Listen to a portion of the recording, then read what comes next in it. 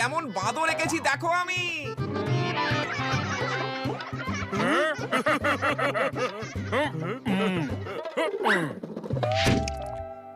আরে গুলিদা, কোথায় নোংরা ফেলছো?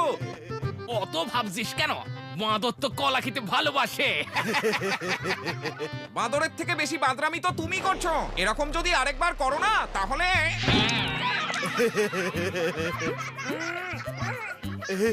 সরি সরি, আমার হাত থেকে ইচ্ছে করেই ফসকে গেছে।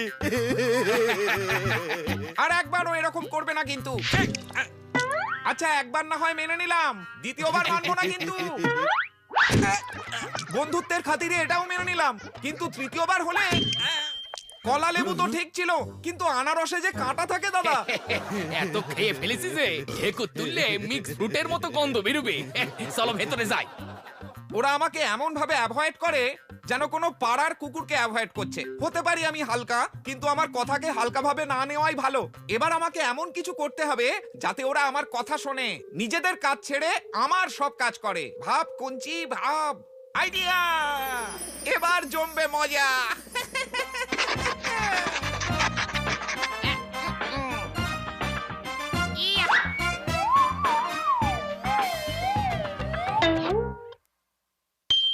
চিঠি? ফেলে দাও ওটা, পড়ার কিছু নেই। বাড়িতে এরকম অনেক পড়ে আছে। মাথা মোটা কথাকার, এটা একটা সিটি রে, ছুটি নয় যে অনেক পড়ে আছে তাই ফেলে দিব। দাঁড়া, সিটিটা পড়া যাক। আমার প্রিয় নাতি কনসি, আমি তোর বাঁশ কাটি দাদু বলতাছি।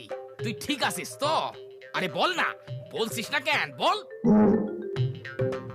আরে সরি, আমি তো সিটিতে কথা বলছি। শোন, এটা ছেড়ে দিয়ে পড়। গলিয়ার তুবড়ি পটকা তোর কত খেয়াল রাখে, তোকে ওরা কখনো বিরক্ত করে না। তার উপর নিজের কাজ ছেড়ে তোকে কত সাহায্য করে। তাই আমি ওদের দুজনের জন্য জিলিপি আর কচুরি নিয়ে আসবো।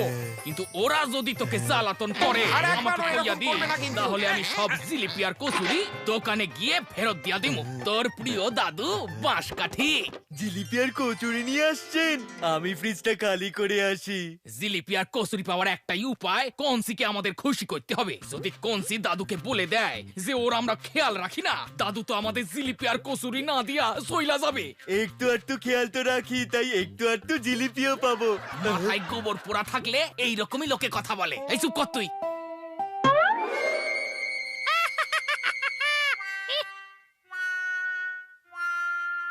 আরে আই এম সরি, নিচে রং পড়ে গেল, আমি এক্ষুনি পরিষ্কার করে দিচ্ছি।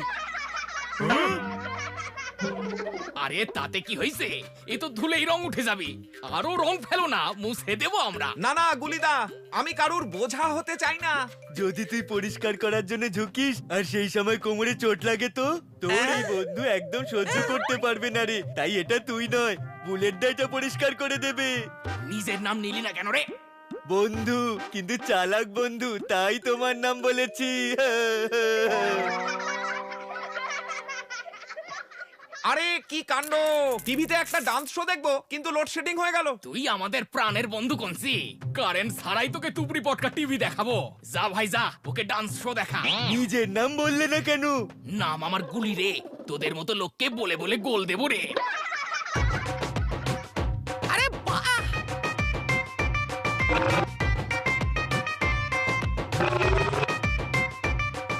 একটা টুল হলে ভালো হতো, কিন্তু আমি যে কাউকে খাটাতে চাই না বন্ধুগণ। এক্ষুনি আসছি।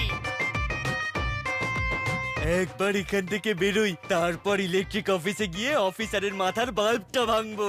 আজকেই ব্যাটার লোডশেডিং করার ছিল। বলেছিলাম না ওদের আমার হাতের পুতুল করব, কিন্তু এইটুকুতে মজা লাগছে না। শোনো বন্ধুগণ, আমার তেষ্টা পেয়েছে।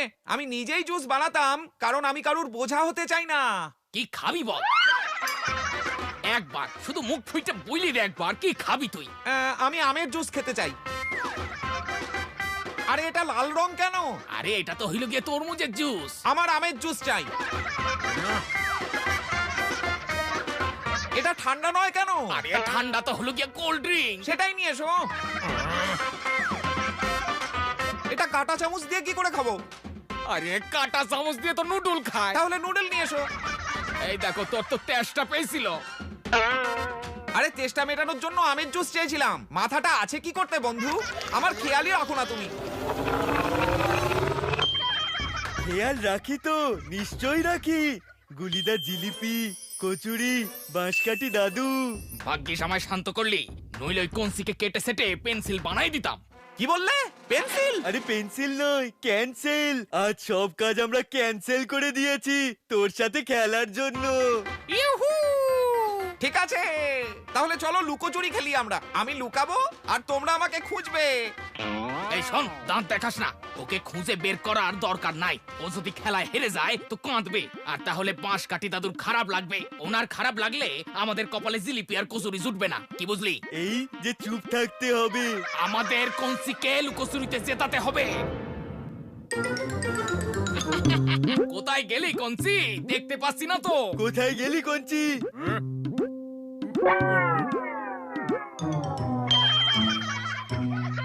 কোথায় গেলি কনসি? দেখতে পাচ্ছি না তো।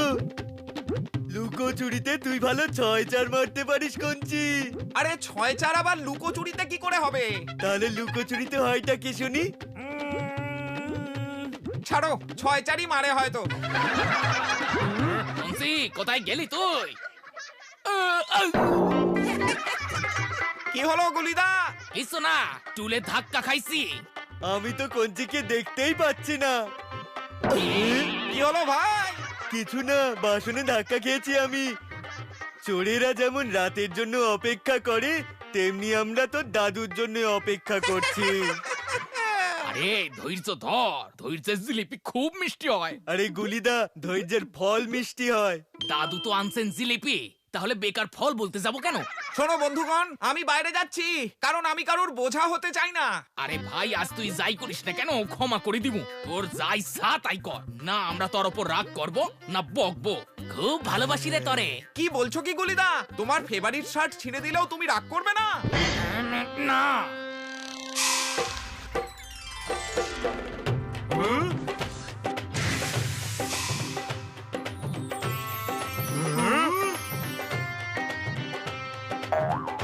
বাঁশকাঠি দাদু তুমি? কঞ্চি শোনা, গত সপ্তাহে তোর সাথে দেখা করতে গ্রাম থেকে রওনা দিয়েছিলাম, আজ পৌঁছলাম। এক মিনিট, এক সপ্তাহ লেগে গেল জিলিপি আর কচুরি কিনতে? আরে বাস ভাড়ার টাকা ছিল না, তাই হেঁটে আসতে হলো। বা, বাস ভাড়া বাঁচিয়ে আমাদের জন্য জিলিপি আর কচুরি এনেছেন দাদু। আরে কিসের জিলিপি আর কচুরি? আর তোরা দুজনকে? হ্যাঁ, আরে আমরাও আপনার নাতি হই, ছোট মিষ্টি। আপনার খোঁজ খবর নেওয়া কনসির বন্ধু হই। আমরা যদি কনসির খেয়াল রাখি আর ওর সব কাজ করি, তাহলে আপনি আমাদেরকে জিলিপি আর কচুরি খাওয়াবেন। এটা তো আপনি চিঠিতে লিখেছিলেন। আরে বোকার হদ্দ, আমার কাছে মোবাইল আছে, তাহলে চিঠি লিখবো কেন? এক মিনিট, এটা তো কঞ্চির হ্যান্ডরাইটিং। তার মানে এই সবই কঞ্চির কারসাজি। আমার নাম গলি আর আমাকেই ঘোল খাওয়ালি? কাকা আমার পঞ্চায়েত প্রধান, বন্দুকের খোসায় কেটে যাবে কান। আমাকে মেরো না বন্ধুরা, কচুরি জিলিপি আমি খাইয়ে দেবো।